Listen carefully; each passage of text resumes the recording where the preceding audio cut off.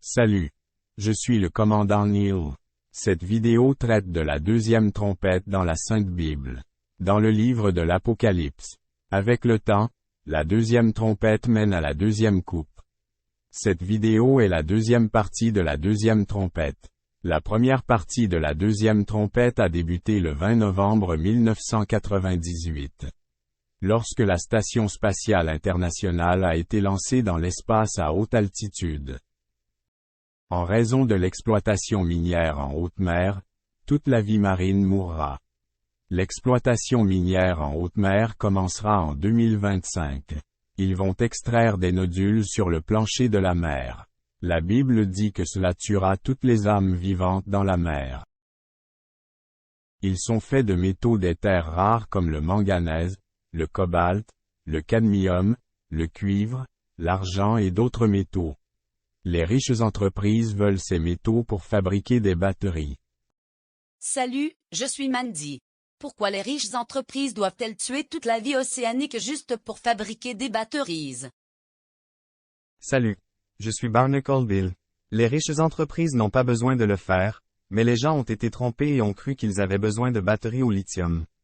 Ils pourraient utiliser l'énergie électromagnétique qui est gratuite ou ils pourraient utiliser de l'hydrogène. Mais au lieu de cela, en désobéissant à Dieu, ils détruisent la terre et toutes les créatures qui s'y trouvent. Voyons ce que la trompette numéro 2 dans la Bible nous avertit. Apocalypse chapitre 8,8 à 9 dit. Et le deuxième ange a sonné de la trompette. Et le tiers de la mer est devenu du sang.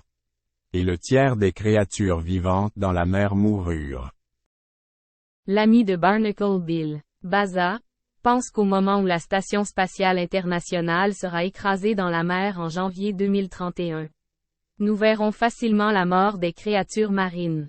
Cela est dû au début de l'exploitation minière en haute mer en 2025. À mesure que le temps passe et que de plus en plus d'entreprises font de l'exploitation minière en eau profonde, la Sainte Bible dit que la vie pour les créatures marines et les humains deviendra bien pire. Voyons ce que la Bible dit dans l'Apocalypse 16 se produira si ces entreprises minières ne cessent pas leur exploitation minière en eau profonde. Le vase ou la coupe numéro 2 au verset 3 dit. Et le deuxième ange, démontrant ce que l'humanité fera aux créatures marines, versa sa coupe sur la mer et elle devint comme le sang d'un homme mort. Et toute âme vivante mourut dans la mer. Juste parce que les entreprises riches veulent vendre des batteries. Avançons dans le temps et visionnons une vidéo de ces riches entreprises minières. Nous verrons ce qu'elles réservent à la vie marine, aux minéraux et au fond de la mer. Il s'agit d'un navire de surface. C'est là que se déroule la majeure partie du traitement de la mer. Voici un collecteur, un joli nom pour un aspirateur géant. Il aspire les 10 à 15 premiers pouces du fond de l'océan et les envoie à travers un tuyau jusqu'à une pompe hydraulique. À une profondeur de 4000 à 5000 mètres, soit 4 à 5 km. En miles, cela correspond à environ 2,5 à 3,1 miles de profondeur. Lorsque le collecteur est au fond de l'océan, il se déplace sur des chenilles de tracteur et est guidé par le navire à l'aide du GPS. Il est constamment relié au navire. Il commence à aspirer toute la vie marine présente sur le plancher océanique, ainsi que le sable et les minéraux. Cela crée un panache de collecteurs constitué de poussière fine et de sable, tout comme votre voiture le fait lorsque vous conduisez sur une route non goudronnée. Ce panache étoufferait prétendument la vie marine au fond de l'océan et ne peut pas être contrôlé par le navire de surface. Le collecteur pompe tous les minéraux, le sable, les sédiments et maintenant la vie marine morte jusqu'à la pompe hydraulique. Cette machine ronde orange est la pompe hydraulique. Elle comprime presque tout et élimine ce que les riches entreprises minières ne veulent pas. Vous voulez dire comme toute la vie marine morte qu'ils ont déjà tuée ou qu'ils tuent maintenant?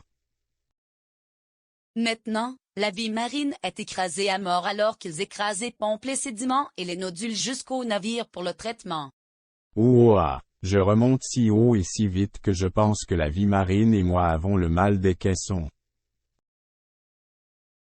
Maintenant, les sédiments restants, le sable et les créatures mortes sont pompés à une profondeur d'environ 2000 mètres. Ici, les courants marins profonds peuvent disperser le mélange à travers l'océan. ce qui pourrait étouffer les poissons, les requins, les baleines, les dauphins et autres formes de vie marine. Les entreprises affirment que l'étannage créé représente 5% au site de décharge et 95% au fond de l'océan. Et le groupe jouait, croyez-le si vous voulez, car nous verrons même lors des essais. Il pompe une partie du rejet au niveau de la surface de l'océan. Il ne mentionne pas que la plupart, voire toutes les créatures marines qui vivaient dans le sable et les sédiments, sont très probablement mortes maintenant. Nous allons maintenant voir ce que Greenpeace avait à dire lorsque le navire appelé Hidden Gem a été réaménagé en février 2022. Il devait naviguer dans l'océan Pacifique en octobre 2022 pour effectuer des essais d'exploitation minière. Je vais maintenant réitérer ce que Farah Obeidallah a dit. Nous approchons maintenant du Hidden Gem. Oui, il appartient à Allseas and the Metals Company, qui est l'entreprise qui pousse vraiment agressivement pour l'exploitation minière en eau profonde. Ce navire est en cours de réaménagement ici à Rotterdam en février 2022 afin d'être prêt à naviguer dans l'océan Pacifique, dans la zone du Clarion Clipper, pour effectuer quelques essais d'exploitation minière au cours des prochains mois.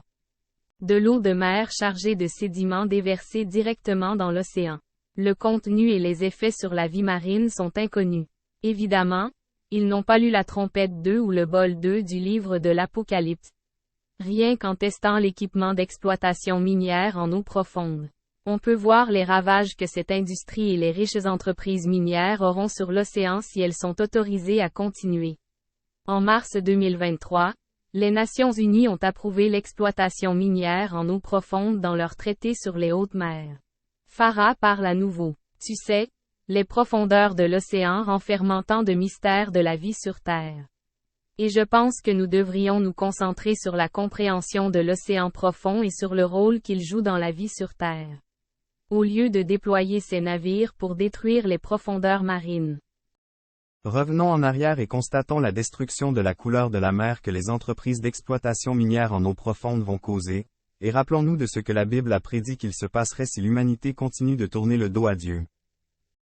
Imaginez des dizaines de navires fonctionnant 24 heures sur 24, 7 jours sur 7, pendant des années. Chaque zone où les navires se rendraient pendant les sédiments dans une vaste zone, le tout à cause de la cupidité de l'homme qui détruit la mer. Voici un modèle blanc de ce à quoi ils veulent vous faire croire, mais c'est très loin de la vérité ici. Les riches entreprises minières ne remettent pas les sédiments dans l'océan comme elles prétendent le faire, mais les déversent simplement par-dessus bord du navire de surface. Voici ce que nous voyons à la surface. Imaginez ce que les pauvres créatures des profondeurs marines endurent, étouffant dans les sédiments, incapables de respirer. Celles qui sont remontées à la surface Et, flotter simplement dans cette boue est dégoûtant. C'est rouge, marron et grumeleux, comme la décomposition d'une personne décédée. Pouvez-vous me sortir d'ici? Qui voudrait nager dans ce désordre dégoûtant?